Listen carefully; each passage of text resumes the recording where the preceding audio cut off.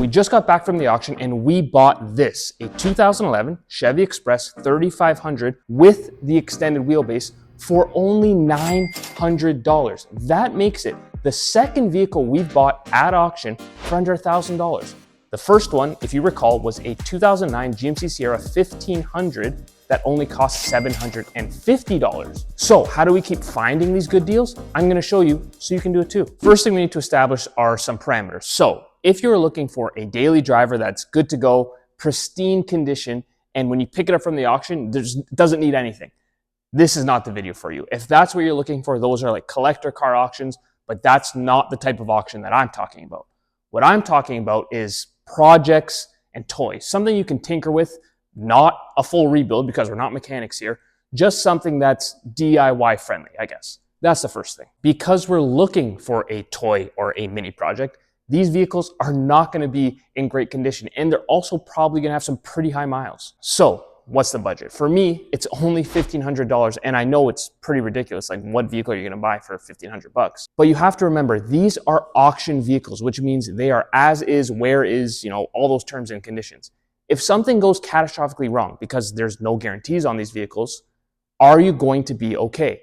If I lost my entire $1,500 in my budget, would I be okay? I mean, it would definitely hurt, but I wouldn't be on the street. I wouldn't be bankrupt. For you, you might be able to risk 10 grand if that's your position, or it might be as low as $500. Whatever it is, you have to determine that so then you can go into the auction with a game plan and not overbid. Now that we have our parameters set, these are the basic rules that I follow when I go to an auction. So the first rule is patience. You need to be extremely patient, like overly patient, when it comes to deciding what to bid on.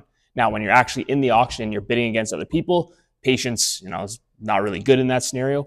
But when you're determining which vehicle you actually want to bid on, you need to be patient and really think about what you're looking for. Well, how does this play out in real life? I'm going to go through examples, real world examples for all of these rules that I follow, just to show you how it actually looks in practice. How does patience actually look in real life? Well, the auctions that I follow, there's two main ones, but I've been following them for over 3 years. Actually, now that I think about it, it's probably more like 5 years because it was just after COVID and we're at the end of 2025. So that's about 5 years. I have never even made a bid on a vehicle until we bought that Sierra, whenever it was, a couple months ago. I never even bid. So that's almost 5 years of watching bi-weekly auctions. Sometimes they're monthly, but mostly bi-weekly auctions. And I never made a bid in 5 years until now. So that was me watching auction results, watching the live bidding that's occurring and thinking, it's not worth it. That's too much money. I could find a better deal. I don't really want that. It has too many problems, whatever it was. I never made a bid for 5 years. Now, that's obviously extreme, but that's just how I was viewing it. There was nothing there that I actually wanted. I didn't want to spend my money on something that I didn't really want. That does not make sense to me. So patience, watch the auctions regularly, see what vehicles are coming up, see what they're going for, and then again, make your game plan, decide, what am I going to bid on? What am I not going to bid on? Don't waste your money, because then when the car comes up that you actually want and you spent your money on something you don't want, that would be really frustrating. Number two, bid on the vehicle that nobody wants. So how do you find vehicles that nobody wants? In my experience, the two main things are high mileage. So if a vehicle has over 300,000 kilometers, 350, even 400,000 kilometers, people really stay away from that as opposed to like an older car. So a car could be 25 years old or 30 years old. That will get more bids than a vehicle that's newer but has much higher mileage. That's just what I've noticed. I mean, it makes sense. Mileage scares people away. But whatever, that's one thing I've noticed, high mileage. And the other thing is the type of vehicle that it is, like its class, its category, whatever you want to call that. The more niche something is, the fewer people are going to want it. So for example, the cargo van that's behind me, and I'm going to go into great detail about why I picked this one. But this cargo, how many people want a cargo van? Unless you're an independent contractor or you run a business or you have employees or whatever, that's why you'd buy one, or you're going to convert it into a camper van. Like those are pretty much the only two groups of people that would buy a cargo van. So you're bidding against a lot fewer people, which means you can get it for a lot cheaper. theoretically. Number 3, buy something with a lot of extras or accessories or things that you can take off the vehicle and potentially sell for a profit.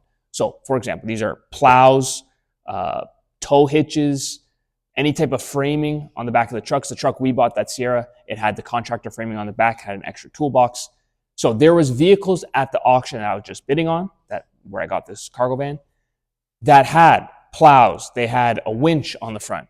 And if vehicles, let's say if a truck is going for 10 grand, 10 grand, 10 grand, and it's just a basic truck and they're all going for around that price, but then you can get one for 10 grand that has all these extra things, well, either two things can happen there. Number one, you have all these extras for free, or number two, you're able to sell them later and offset the cost of what you actually paid for. So the truck or the vehicle itself becomes less expensive than what you actually paid for it at auction. And number 4, the last rule that I follow is always bid on vehicles that have additional or extra functionality. Things you can't change is what I'm trying to say. This cargo van behind the camera, it's an extended wheelbase. I mentioned that before. You can't just buy a regular wheelbase and make it extended. I mean, I'm sure you could extend the frame, but the amount of money and the process of, you're just not going to do that. You're really not going to do that. So if you can buy something that's more rare, let's say, I guess, I don't know if that's the right word, but something that you can't just fix. You can't just make a cargo van an extended wheelbase. You can't just make a 1500 pickup truck a 3500. Now, I don't even know if you could or not. Maybe you could. But the point is, if you just buy the 3500, you have additional functionality there. And honestly, at auction, those type of features don't really affect the price. I'm not sure why. There is a distinction between 2500 and 1500 for sure.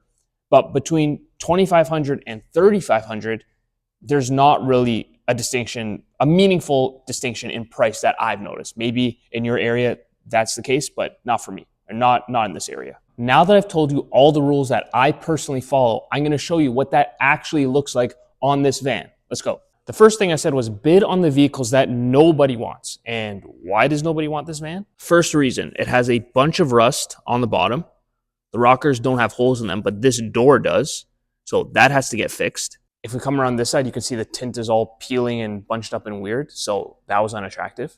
It has quite a big dent on this side, and up here there's another big dent. And it doesn't have a clean Carfax. On the Carfax, it says that there was an accident with a side swipe. I mean, that looks like it to me. But all those little things add up and people go, yeah, I'm not really interested. For me, I really don't mind because, first of all, it only costs $900 and it runs and drives, no check engine light, nothing.